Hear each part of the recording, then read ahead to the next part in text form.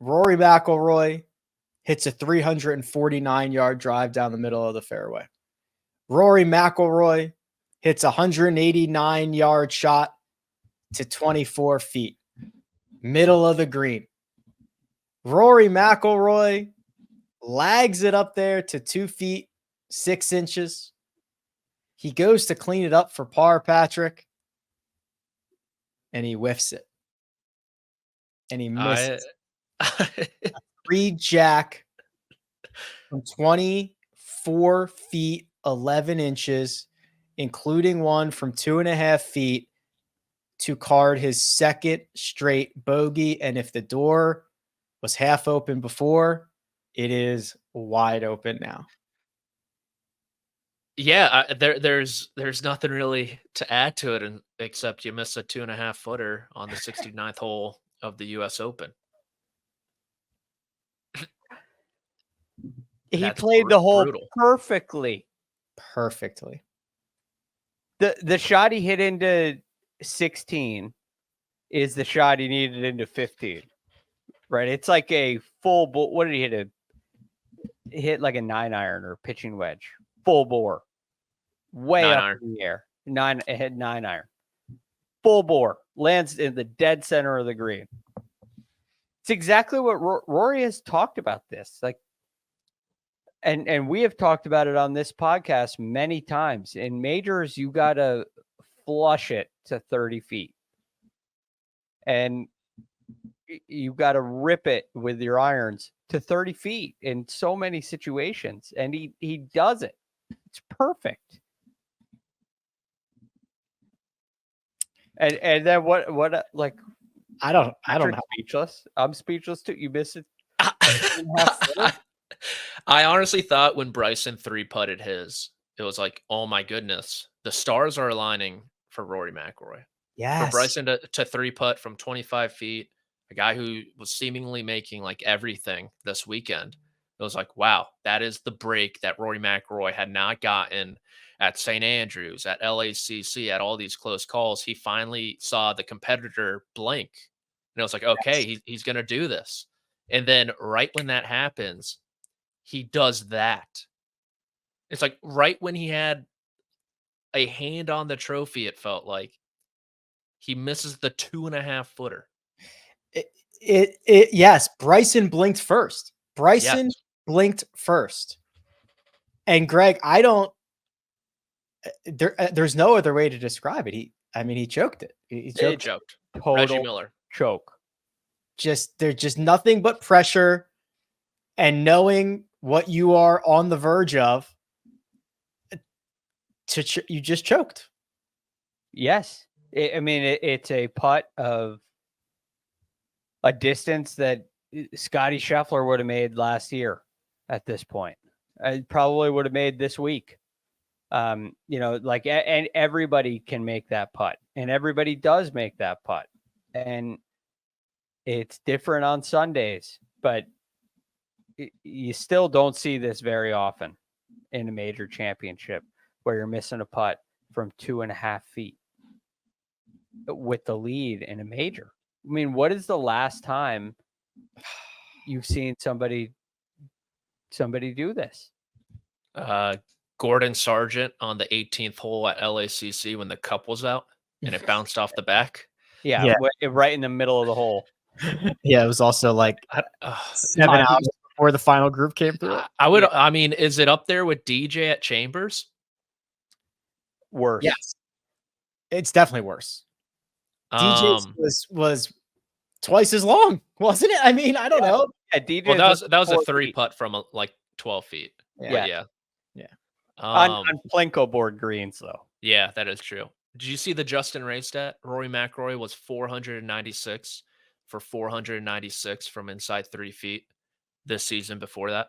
Yeah, it's hard to exaggerate or overstate how automatic these are for the best players in the world, let alone Rory, it's 2.5 feet. You might have been able to sub me in. They're missed in a couple of ways. They're usually not because of massive amounts of pressure. Usually under pressure, you take your time and you make it from that distance. You get outside of 3 feet and it's a different story. I'm talking 2.5 feet. Those get missed when guys go up and tap them in one-handed. Yeah. Right. When they're not paying attention. Clearly. They don't get missed when you mark, you get yourself set, you go through your routine, and you hit a putt. They're not missed. Despite all of that, sorry, Greg. Jack Nicklaus won a major. Who did at St. Andrews? Somebody missed a 2 foot. Oh, you're right. Above the hole. Yeah. It wasn't the Italian, was it? No. It was I have Golby in my mind, but it's Sanders. not. Doug Sanders, yes. Mm. Yes, that looked I if you go back and watch the footage, it looks like the invention of the putting stroke. Right? I mean, it looks like they don't know how to putt. The way that he tried to I don't even know. It was so bizarre the way he tried to knock that in. Yeah.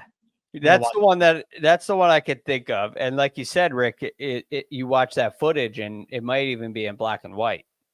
It's like it's a long time ago. Man, this is brutal. I'm watching it right now. Yes, so am I. He tries to. Oh my gosh! As soon as it's off his club face, he's like, oh my god! He's trying to will it in. He's trying to scare it in. Is he wearing double monks? Oh my gosh! He might be wearing double monk golf shoes. Sorry.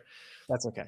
Despite all of this, we get to the 72nd hole of the U.S. Open with Bryson DeChambeau and Rory McIlroy both at 6 under par, tied for the lead.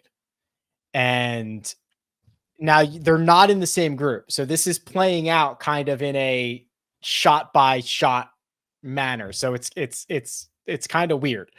Rory pulls driver, yanks one left into the native area, draws a I don't know, seemed like a pretty crappy lie, and he's I don't know, what did he do, Greg? Did he like duff it? Did he fat it? He actually, I thought he got quite lucky to have it end up where it was in a pretty straightforward up and down situation. Well, it was directly behind a bush. I mean, it's right behind a piece of wiregrass. So he could get a club on the back of the ball, but it's like you're under the lip of a bunker. So it comes out thick. All that grass is slowing it down. It doesn't have a chance to get over it. And it comes out low and tumbling and just skirts the bunker that comes into play again later. The bunker that looks like it should never be in play. Rory skirts it, and it's in a great spot to get it up and down. Very straightforward chip, uphill with a backstop.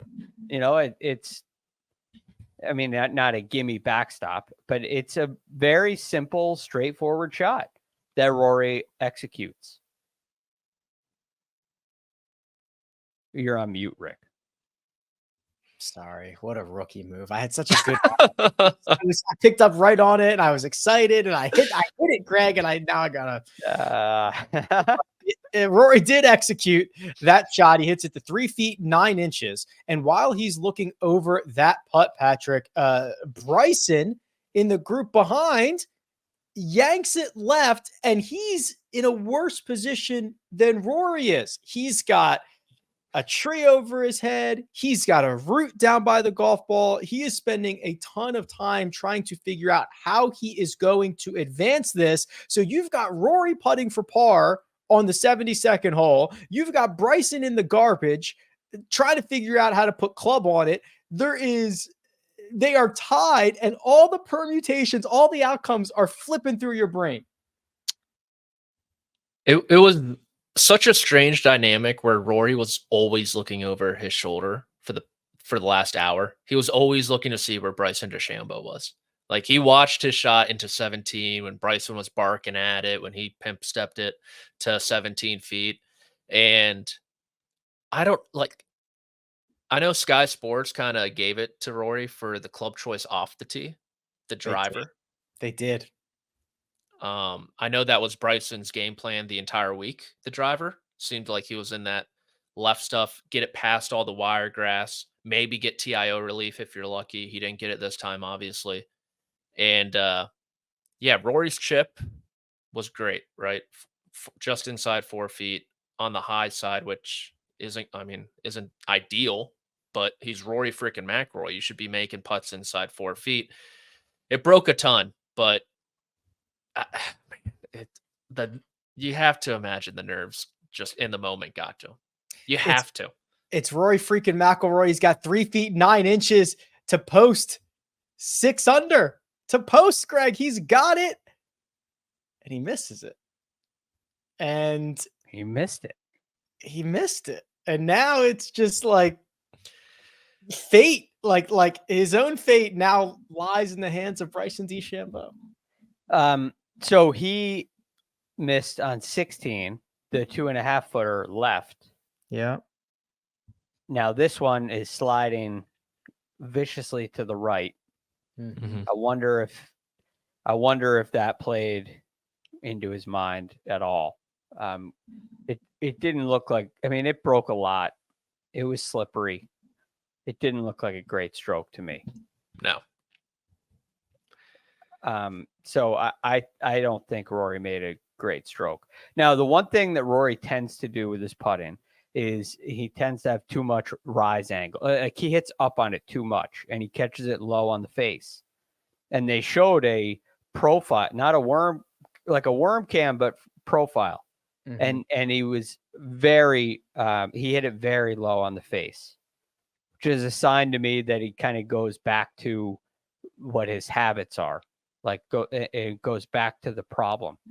I didn't see another putt from that angle with Rory earlier in the week to compare the two, but I don't think Rory made a very good stroke, and he missed it. This one is more excusable than the one on 16. Yes, but you don't get a better opportunity to win a major. Like it's not going to be easy to win a major. It's never easy. And you have to do things that are hard. And while this is a hard putt, it's a lot easier than many of the alternatives. And it's a golden opportunity. And you just, you can miss them if you want to come in second, but you got to bury them to come in first.